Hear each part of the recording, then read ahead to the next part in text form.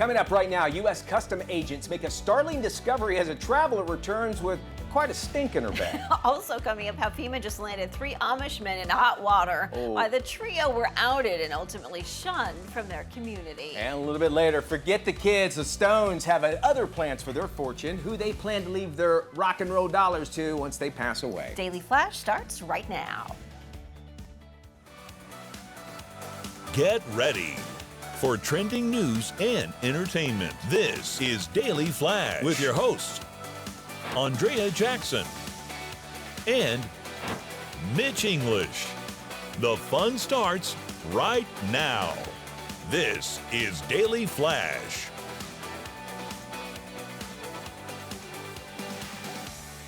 Hi everyone, I'm Andrea Jackson. And I am Mitch English, welcoming you to Daily Flash. We got this whole week lined up for you. Going to be a great show. First off, join Matt Doolittle. Joins us here, Matty. Hello. Matty, got any life news? Anything happening? I do. Big announcement. I finished an entire tube of chapstick without losing it. Wow. Big goal for me.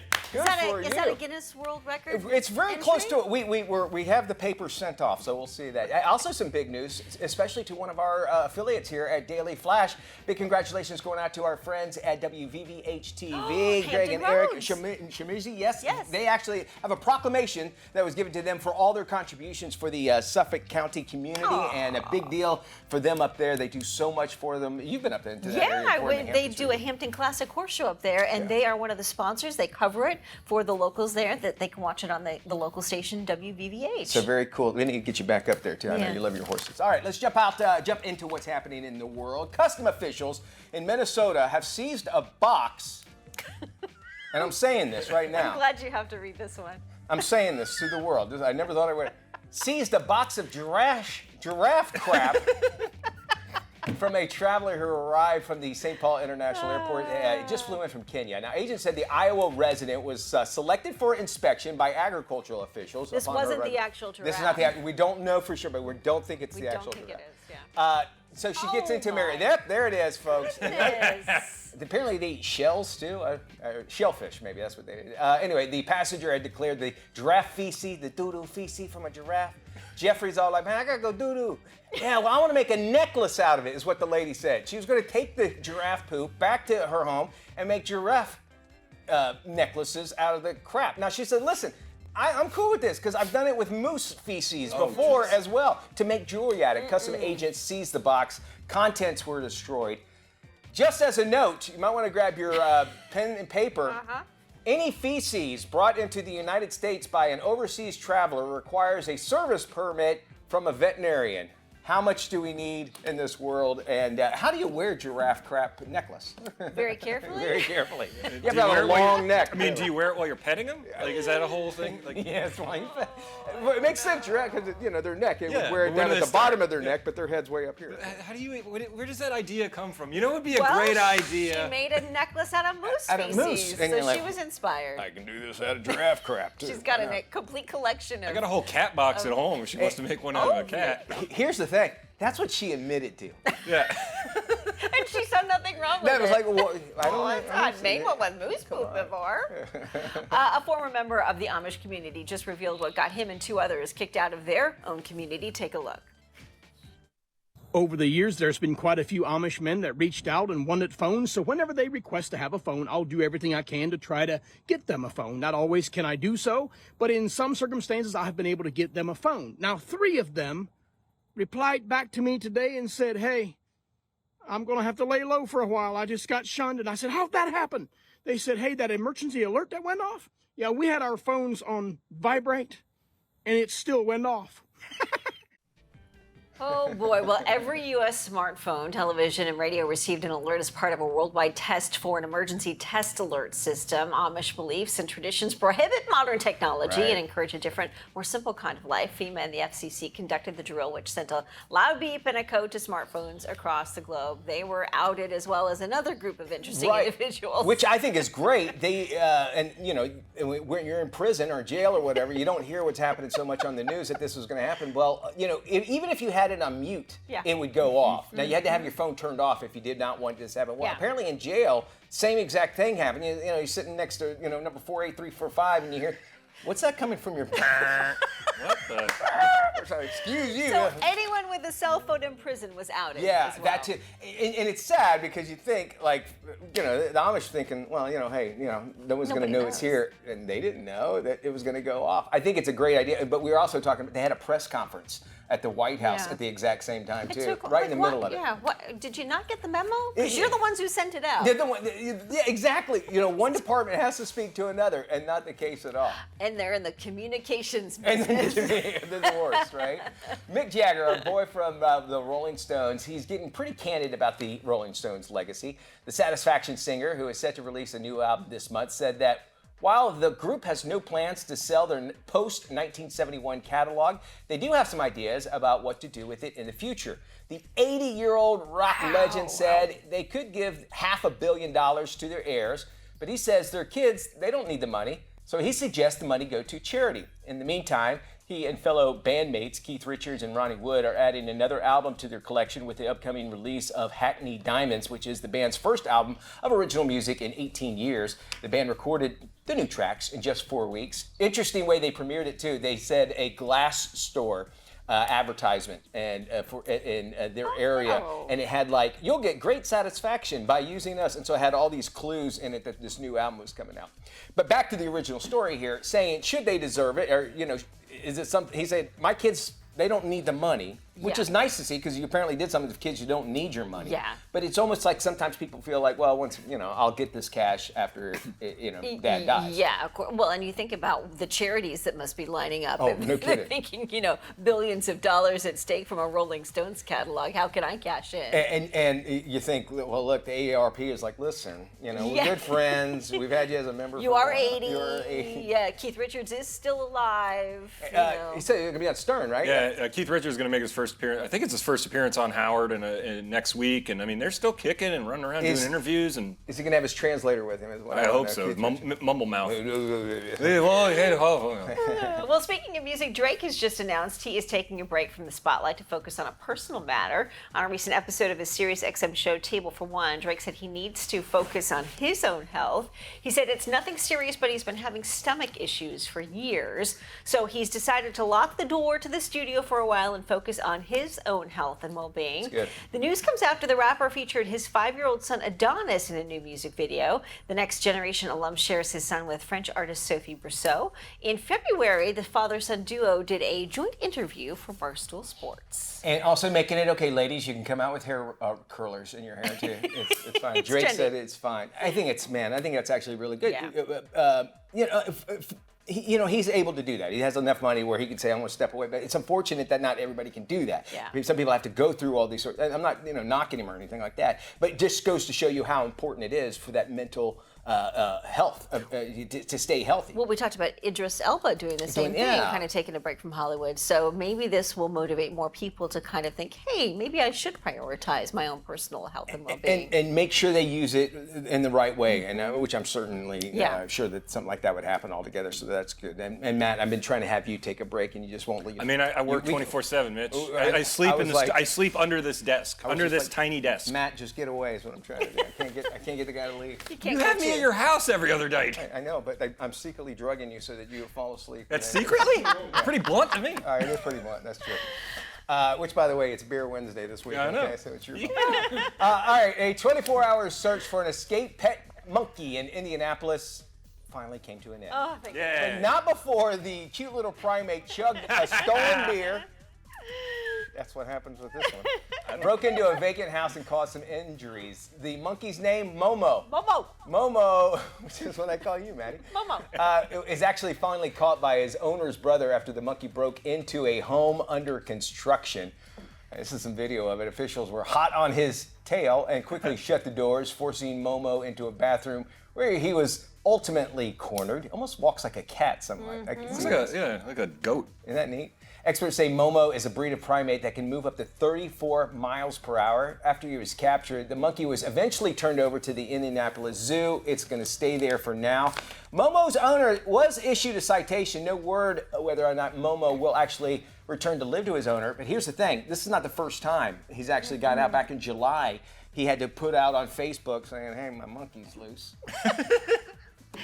That can go one way or another. That's on what I'm Facebook. saying. I say it as one That's what thing. happens during Beer Wednesday too. Beer Wednesday, I say, hey, Monkeys buddy, get loose. my momo's loose. My momo's loose.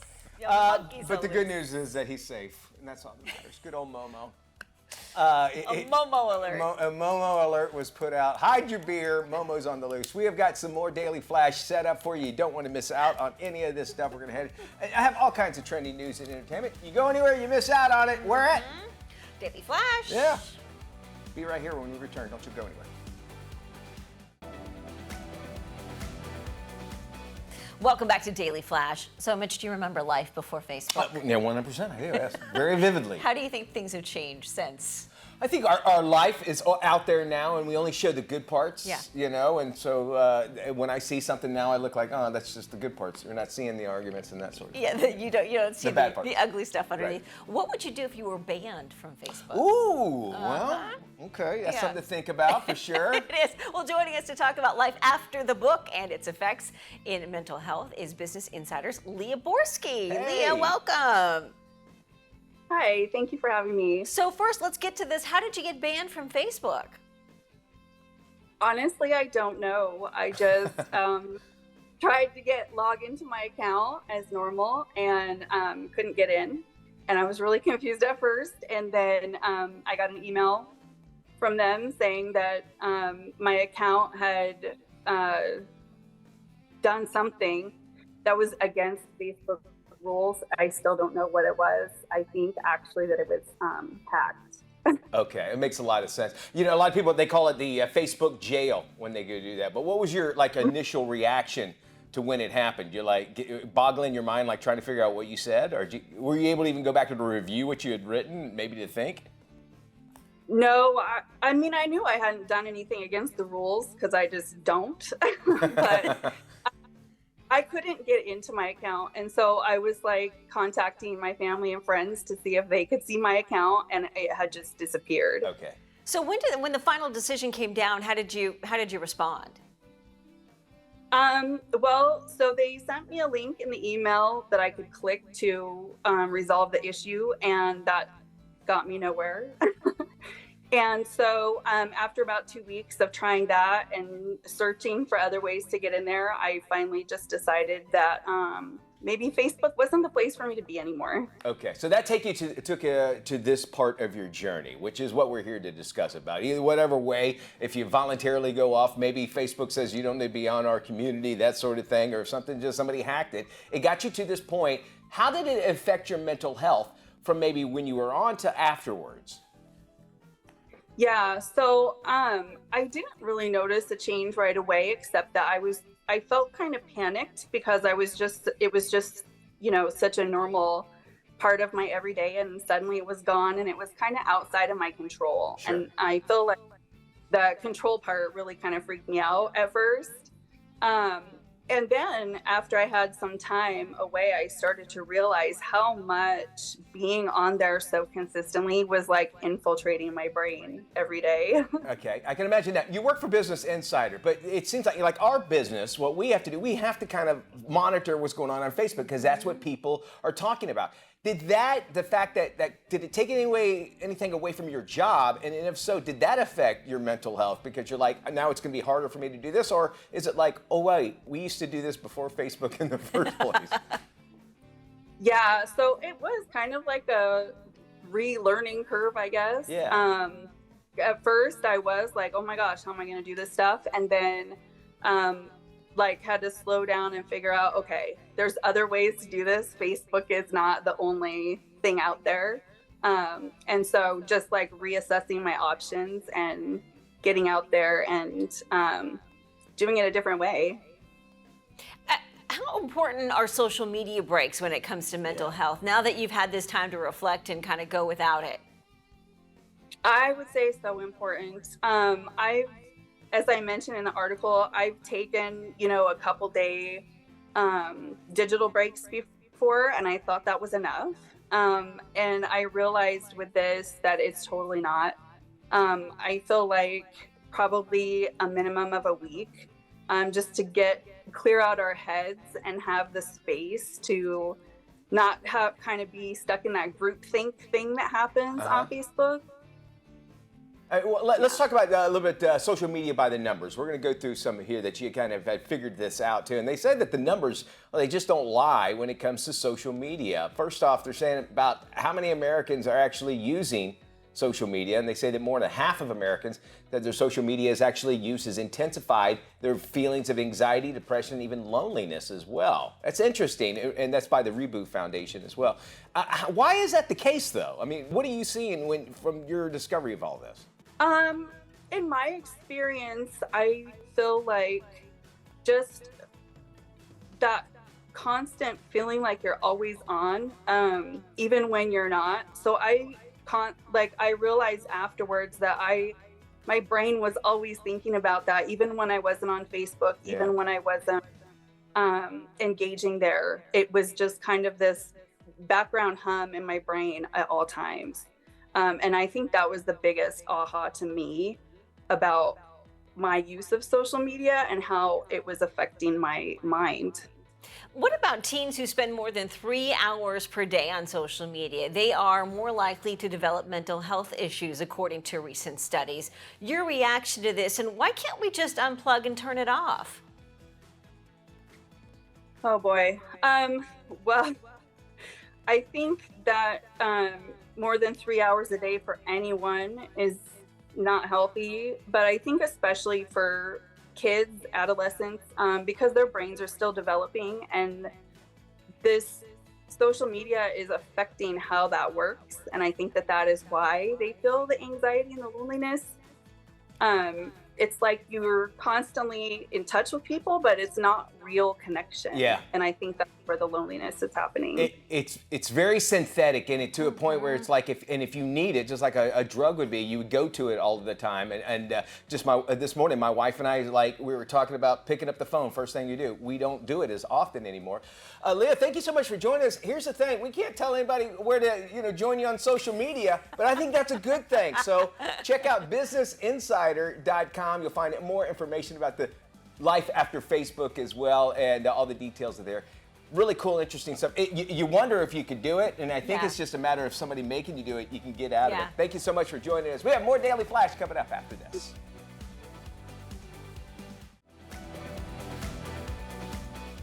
In this week's Boss Lady, you could call it a Disney dream job, even though she doesn't technically work for Disney. She is the founder and host of Living by Disney, an insider's guide to everything Mickey and Minnie. Please welcome Serena Lynn to Daily Flash. Hi, Serena.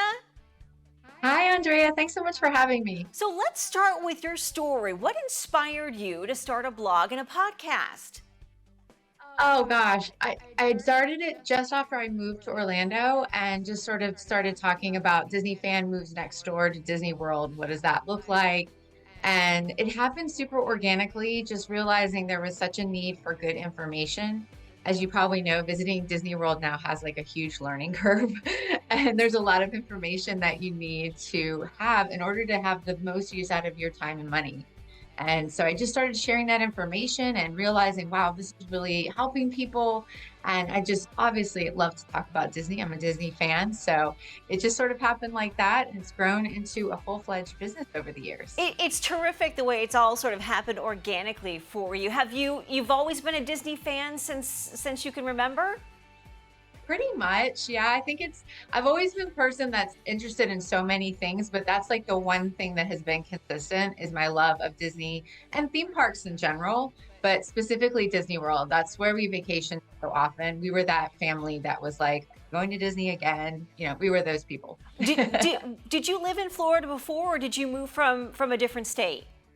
We moved from Virginia. Okay. Yeah. So you'd always been on the East Coast? Yeah. Yeah. Let's talk about the return of the holidays, because that is a huge draw for so many people, and especially the return of Mickey's Not So Scary, which is their big Halloween bash. What can you share with insiders? Oh gosh, the holidays this year I think are going to be even better than before. We have a brand new holiday party this year that's never happened, which it's very cool to see a brand new event and Disney investing in like an entirely new big event for the holidays, and that one's going to be at Hollywood Studios. So the Christmas party we usually have is at Magic Kingdom, and this one's at Hollywood Studios. Very heavy on entertainment, just really cool things we've never seen before. Muppets appearing live, like Halloween, Tower of Terror having its own party. Like, it's just going to be really cool. So I'm very excited to go to that and experience it. But the holidays are, I mean, holidays are magical anyway, but at Disney, it just takes it up a whole nother level. One of the things that you have such a terrific advantage of being the host and of Living by Disney is getting a preview of so many things. You got to see Galaxy's Edge before most people got to see it. Yeah, we got a hard hat tour. We got to talk to some of the Imagineers who were designing it, which was just, it was so amazing. I'm a huge Star Wars fan too, so getting to talk to him. My first question was, are you a Star Wars fan? Because I will judge you if you're not. And he was like, yes. Since a little boy, I was like, thank you. I can now listen to what you have to say. But yeah, it was amazing getting to see that, getting to do the Wish for its inaugural cruise on Disney Cruise Line. I mean, just amazing experiences that aren't open to the public, but it also gives me this insight into being able to share this experience with my audience right from the beginning, so that if they're going to go, they're going to get the best experience themselves. And that's really what's so important to me, is I want everybody who spends the time and money to go to have an incredible experience. Tell me about your experience on the Disney Wish. I grabbed some video from your Instagram page. It looks absolutely stunning. What would you recommend for people who are planning a trip on the Disney Wish? Oh my gosh, it's so much fun. It's the most beautiful ship because it's just brand new, it's shiny, it's glorious. Just to have a great time, enjoy all the food, don't miss the shows. Disney does Broadway level entertainment, so it's just fantastic all the way across the board. And don't think you can't go if you don't have kids, or maybe if your kids are a little older. Mine are older and they loved the experience of Disney Cruise Line. I have to mention a couple of great headlines I saw on your website. Best restaurants at Disney World. Give me some of your favorites. Okay, so I love places that you can't get anywhere else. Like, they are just a very unique experience. So I love Space 220, which is at Epcot. It makes you feel like you are actually dining on a space station 220 miles above the Earth. Amazing experience, fantastic food too. I love Be Our Guest, which is the one that's Beauty and the Beast themed. And if you love Beauty and the Beast, it's like walking into a movie. It's truly like that ballroom scene with the snow falling down and the library. It's just gorgeous. Of course, dining at the castle, super magical. You know, Disney has so many amazing themed experiences. So I always kind of focus on the things that are just so unique. And of course, character dining, super popular. My favorite character meal, Topolino's Terrace, which is at the newer Disney Riviera Resort. And you get all the four main characters, Mickey, Minnie, Donald, and Daisy, and they're in these cute little artist outfits, and it has the best food. One last question for you, just a quick answer. Your favorite Instagram spot at Disney World? Well, right now, my new favorite is the new Journey of Water attraction inspired by Moana that's just soft opened at Epcot, because it has this huge Tafiti, and it's this beautiful, like, large sculpture of her, and right behind her is Spaceship Earth. That's going to be the Instagram spot of this year. Serena, thank you. Thanks for having me. This is Daily Flash with your hosts, Andrea Jackson and Mitch English. Trending news and entertainment. This is Daily Flash. Hi, everybody. I am Mitch English. I'm Andrea Jackson. This is Daily Flash, your source for trending news and entertainment. Let me ask you this, Mitch. Do you find an accent, one particular accent, sexier than another? I do. I appreciate an Australian accent and a South African accent. Ooh, I think those are okay. really nice, yeah. Matt, how about you? British, like a good old, like solid British London one. Like a Cockney, Cockney one, or one? No. like a Queen's English one? No, I don't want this. I want this. Okay. Now you're saying the Italian. So they've got a new study out saying that there are certain accents that Americans find attractive. Number one on the list, Australian. Oh, okay. Yeah, Oh, so you guys yeah, win that yeah. one. Number two on the list, Scottish. Scottish. Okay. Scottish. And number three, Maddie, London. London, London, yeah. there you go. The least attractive accents, all three are in America. Okay. New York is number one. I believe it. Boston. Yeah.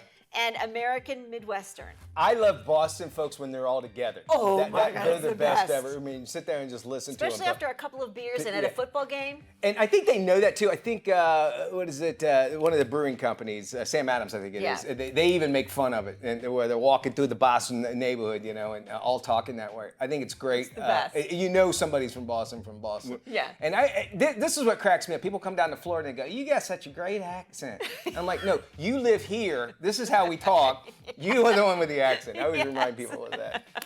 Anyway, so there you go. Most attractive and least attractive accents. Australian is at the top. At the top. Mitch, you win. Customs officials in Minnesota seized a box of giraffe poop Doo-doo. from a traveler who arrived at the St. Paul International Airport from Kenya. Agents said the Iowa resident was selected for inspection by agriculture officers because she had actually declared the giraffe feces and said she intended to make a necklace out of Hey, listen, the poop. my uncle came out of the bathroom and declared giraffe feces one time. It was after some bad pork. And let me tell you, we ain't talking about it. She told them that she wants to use moose feces at her home to make jewelry. What? So why wouldn't she bring home giraffe Exactly. feces from Kenya? Customs agents seized the box. The contents were destroyed.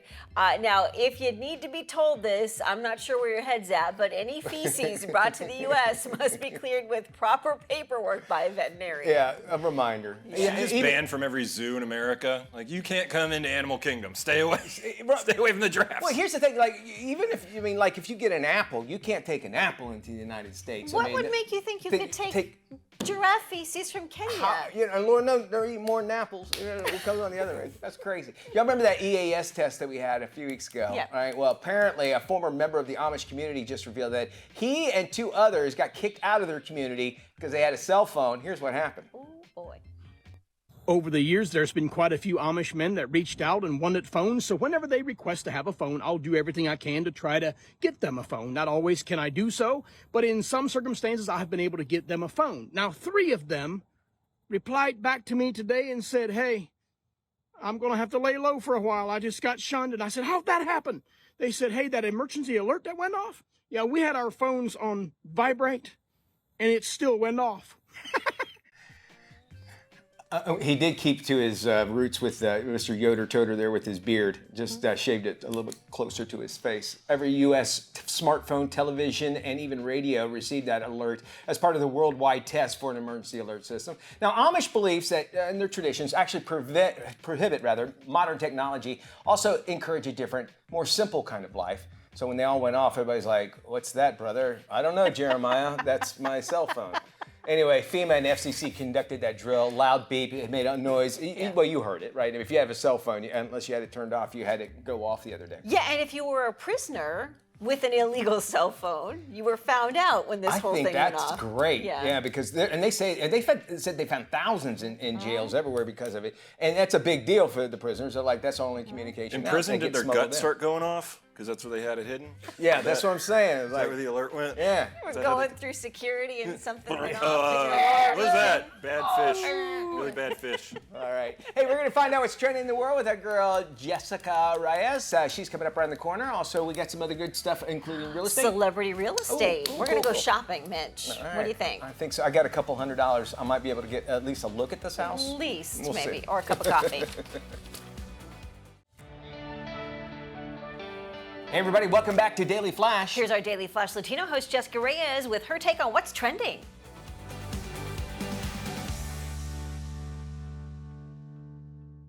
Well, hello there. Because Halloween is officially here, I am going in on all things spooky. So today, let's break down what's expected when it comes to Halloween costumes this 2023. Let's start with something for my fellow pink lovers. It shouldn't surprise you that Barbie costumes are going to be huge this year, but with so many costume options, what to do? Well, the movie made an impact by grossing lots and lots of money, so you should expect to see looks like this one from the cowgirl scenes. This would actually be a good look for couples. Maybe Fabian, my co-host, would join me and we can be Barbie and Ken this coming Halloween. Maybe. By the way, these costumes are all available online and they're not too costly. So if that's the look you're considering, go ahead, go for it. I give you permission to go for it. Another cute look, you will see this, is from the rollerblading beach scenes. Again, it's super popular. It's very 80s if you ask me, but really comfy if you plan on heading out with the besties and you're gonna be walking all night. Well, you get to wear something really cute. This look is also one you can go DIY with. Right here, YouTuber Lucy Kins shows us how. Again, you can also add the Ken look to the mix. Maybe one of our producers or someone here will go with that look with me. Next up is what I'm doing with my family, Mario Brothers. This right here should be another big one due to the movie. You can go as Mario and Peach or do a whole family theme like us. Mario, Luigi, Peach, and Toad will be a part of the mix for our family. The great thing is you can go DIY with this. If you're obsessed with DIY, the Mario costume is one you can do with an old pair of overalls and things around your kiddo's closet. As for couples, this is also a fun way to choose a costume you both will have fun with. Mario and Princess Peach, top 3 costumes for Halloween of 2023. Speaking of couples, you're gonna see Taylor Swift and Travis Kelce everywhere. I'm sorry for the haters. I can guarantee it. Pop culture plays a huge role in Halloween, and with Taylor and Kelce all over the place on social media, don't be surprised if you see lots of guys in a Chiefs jersey and the ladies rocking some denim jeans, a white t-shirt, and some black boots. For the record, these are also things you probably have in your closet already, so if you have it, go for it. Now to some of my all-time faves, Miss Wednesday Addams and the whole Addams Family cast. The popular Netflix series aired just after Halloween of last year. This look right here is being called one of the most searched for Halloween costume ideas on Google. Can you DIY it is a question that I ask? Well, the answer is yes, but only if you normally dress goth or own a ridiculous amount of costume looks like someone I know, #me. Check out what Colleen Atwood said about putting the Wednesday Addams costume together for the actual series. I kept looking at 50s prom dresses and I just didn't see anything that I loved. And so I was starting to make one, and then randomly for another thing, I was walking down Bond Street in London. I glanced into the Elias store and I saw the dress on a mannequin in the upstairs. Well, Colleen says they showed the dress to Jenna and she loved it. There's actually 4 or 5 copies of the dress, the viral dress. Number 4 on this list is Megan. The Megan costume is inspired by the 2023 thriller featuring a lifelike AI doll programmed to be a child's companion. It's a top 10 on Halloween costume hit predictions. Keep in mind, this look is supposed to look less sexy. Ladies, I know we like to get sexy for Halloween, but it's more of an innocent look according to the original creator. Number 5 on this list of trending Halloween costumes for 2023 is another one for the couples. And Bella Hadid and The Weeknd did it back in 2018, while Beetlejuice the movie was released in 1988. With buzz about a part 2 just wrapping up filming, there's lots of talk about The Ghost with the Most. It's a classic and one that everyone will recognize. Now we can close this thing off with someone that everyone loves, Miss Queen Bee, Beyonce. She had an incredible tour this year. During part of her tour, Beyonce apparently requested her fans dress in all silver to mirror each other's joy. We'll talk about positive vibes, right? Say you honor, I don't know, her request by copying one of her iconic looks this Halloween, silver and everything slay this Halloween like the Queen did during her Renaissance tour. So guys, thank you so much for checking this out. That's it for me today. But don't forget to catch me on every Saturday on our sister show, Daily Flash Latino. Now entering its 2nd season, Daily Flash Latino. Designed for the American Latino audience, Daily Flash Latino hosts Jessica Reyes and Fabian Marcano deliver their fresh perspective on the latest entertainment news, celebrity gossip, fashion, health, and more in both English and Spanish, aka Spanglish. Daily Flash Latino builds, connects, and celebrates the diverse Hispanic audience. Pick up your chin, por favor, mi amor. Fabian, por favor. I'm enjoying this just as much as our viewers are enjoying this right now. Daily Flash Latino, trending news and entertainment with a splash of Spanglish.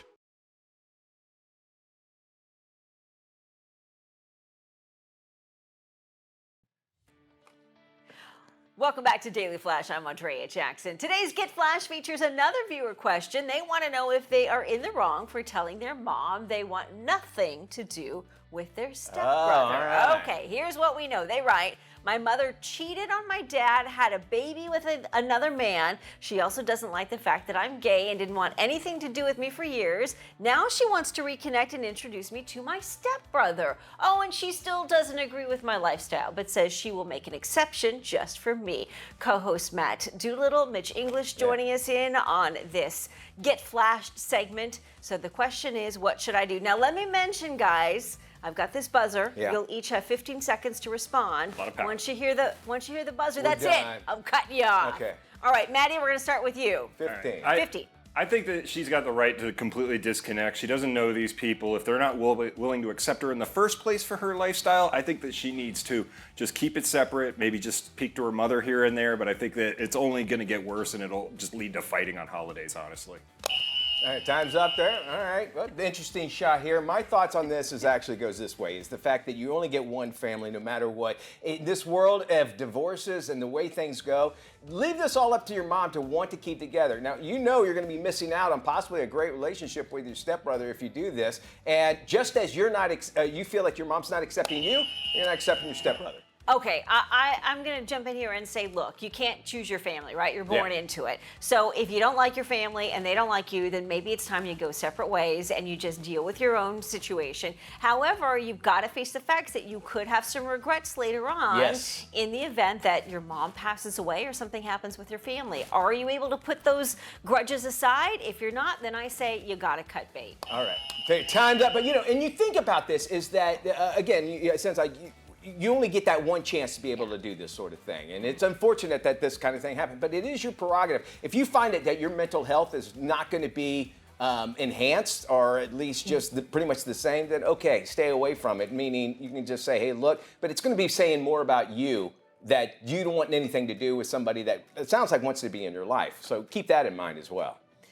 There's that saying where, like, you can forgive people, but you don't have to continue to forget them or forget what they said or forget how they hurt you. And it doesn't mean that you have to continue to carry on that relationship. So maybe for your own mental health, it's better that you avoid that toxicity. All right, I can buy that too. And I think overall just keeping it separate. I mean, if it's something that you're not comfortable with, and especially with the lifestyle thing, and right now we're a lot about inclusion and making sure everybody is feeling welcomed, and I could feel that if you go to those events, you might feel just a little bit of tension and be like, I don't want to be here, and you're going to end up running out the back door anyway. Well, Matt, how many children do you have? None. Andrea, how many children do you have? I have 4 fur babies, 2 dogs and 2 horses. Well, what if they brought home a little poodle one day? Would you accept? No, I wouldn't. No, that's where I draw the line. No poodles. I appreciate your honesty. It is different when you're a dad, and as you get older, or a parent, should I say, is that you have this idyllic thrust to make sure that every family or your family is together. And so I can see why the mom would want to do this, but you have to accept the fact that, all right, maybe this child doesn't want anything to do with this child, and you have to respect it. Let them figure it out and just say, hey, anytime you're ready, it's here. It's waiting for you. I should have had one of those the kids Let growing us know up. what you think. All right, with the holiday season warming up, there's a lot to plan for, especially when it comes to your budget. Here's Jeanette Kaplan with how to turn your spending into earning power. Thanks so much for having me. The holidays are really right around the corner, and from travel to gifts to entertaining family and friends, there's a lot to budget for. I'm so excited for Thanksgiving, Hanukkah, Christmas, so I've been looking for ways to turn my spending into earning this holiday season.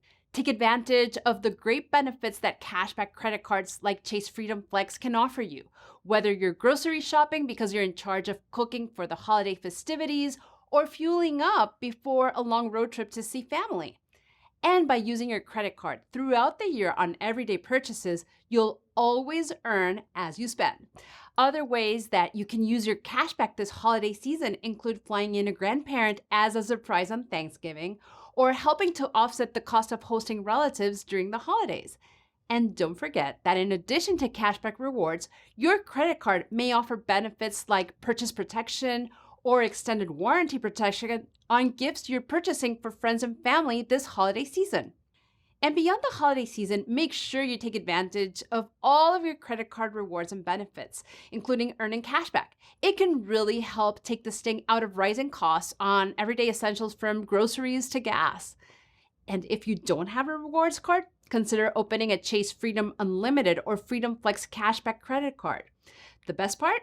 New card members earn a $200 welcome bonus in addition to 5% cashback on up to $12,000 gas station and grocery purchases within the first year.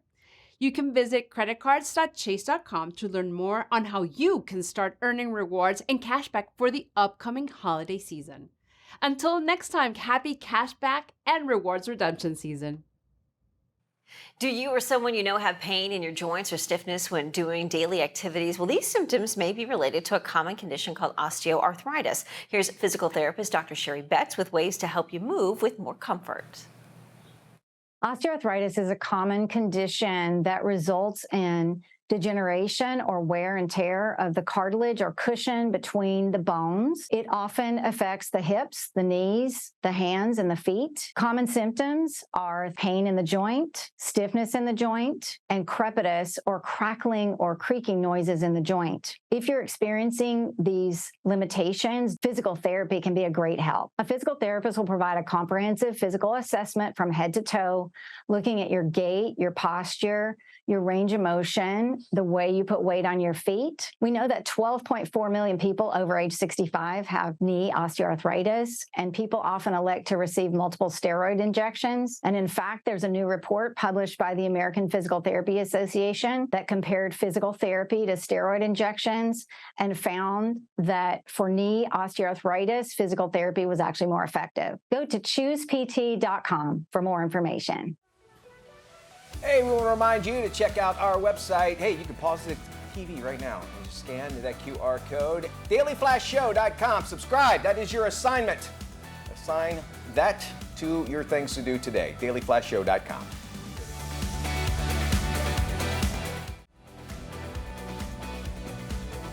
Welcome back to Daily Flash. How much cash you have on you right now? Oh, gosh, Million, nothing. 2 million? No Nothing. million? No millions right now. I'm hoping to win that Powerball. I'll have a couple billion. Wouldn't that be nice to have something like that? Maybe because then we can actually feel like we're in the lifestyles of the rich and famous. We're going to dive into some celebrity real estate, really cool houses. Check this out. Okay, let's start with the childhood home of Beastie Boys co-founder Michael Diamond. The estate is just sold for $13.5 million. Wow. We're going to be looky-loos here. The 18th and 19th floor co-op comes with a hefty $22,000 a month maintenance fee. Wow. The 6,300 square foot, 6-bedroom, 7-bath home features a huge wraparound terrace and picture-perfect views of Central Park. Details include high ceilings, herringbone floors, a 29-foot living room, a curved staircase, a landing with built-in bookcases, and plenty of space to showcase your art. Look at that kitchen. That is My gorgeous, goodness. man. The landmark Art Deco building dates back to 1931, features a concierge, a gym, a children's playroom, and a basketball Now, we're court. saying childhood home, but if you remember, he was pretty young when he became rich, so maybe that's part of the childhood Yeah, there. maybe. Check this out. If you're a fan of news legend Barbara Walters, you'll have a chance to own a piece of the late broadcaster's legacy. More than 300 items from the news icon's Upper East Side apartment is going to be up for auction. She passed away last year at the age of 93. She spent more than 3 decades in her posh New York apartment. Surrounded by art and personal items, all of which are up for sale. 120 pieces of her jewelry collection will be made available, including many of the pieces that she wore during her high-profile interviews. Anyone, if you have an extra $20 million to spare, her silverware and art collection will go great with the apartment, which hits the market in April. Wow. And if you're thinking about moving down under, check this out. This building has received the green light from local authorities in Western Australia. If completed, the structure will be the tallest wooden building in the world. Cool. It's called the C6. It will be constructed with a hybrid of materials, 42% of which will be timber, while the core will be reinforced concrete. The current title holder for the tallest wooden tower actually goes to Wisconsin. Their 25-story ascent building is half the size of this new proposed project. Other features will include a rooftop garden and an urban farm. Also, residents who rent one of their 200 apartments will get a choice of 80 Teslas to use daily. Oh, Teslas? Really? So they can, Yeah. wow, okay. All of a sudden, I got Mitch's attention. Yeah. Ooh, a Tesla? Well, I'm not going to live in a wood house, but then if it comes with a Tesla, and I guess might it's think a twice. new material, a space-age technology. So, all right, you're helping the world out there. Help us out. 23 hours from now, be right here. Y'all take care. We'll see you when we look at you. Have a great day.